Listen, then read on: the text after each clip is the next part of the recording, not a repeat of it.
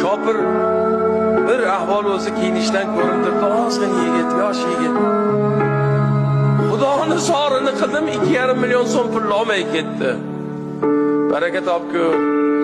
Sen 2,5 million so'm olmay ketyapsan. Bu jamoat bilan bu masjidni fondidan shu narsaga ajratilgan, shuni olgin. Qoraga dedi, xolang yoningizga sovaring dedi. Xolang Allohning baytiga qaytarib bering dedi. Meni otam Allohning baytida ishlab qolmagin deb aytganlar, men olmayman dedi. U domladan taqvodorroq ekan u.